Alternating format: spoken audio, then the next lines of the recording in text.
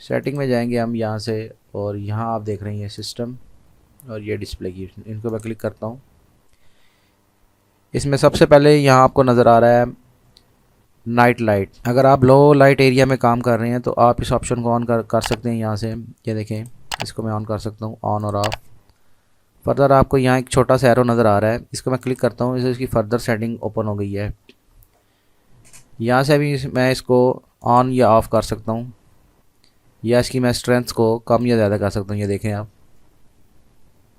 یہ کم ہو گئی ہے اسٹرینتھ، اور یہ دیکھیں یہاں آپ کو نظر آ رہا ہے شیڈول نائٹ لائٹ۔ یہاں سے آپ اپنا شیڈول چینج کر سکتے ہیں کہ آپ نے نائٹ لائٹ کو کس ٹائم ایکٹیویٹ کرنا ہے یا کس ٹائم اس کو ڈسیبل کرنا ہے۔ بائی ڈیفالٹ یہ آپ چیک کر رہے ہیں کہ آٹو، اگر آپ اس آپشن کو آن کریں گے تو رات 9 بجے یہ ایکٹیویٹ ہو جائے گا اور صبح 7 بجے یہ آف ہو جائے گا۔ یہاں سے ہم اس کو چینج کر سکتے ہیں، یہ دیکھیں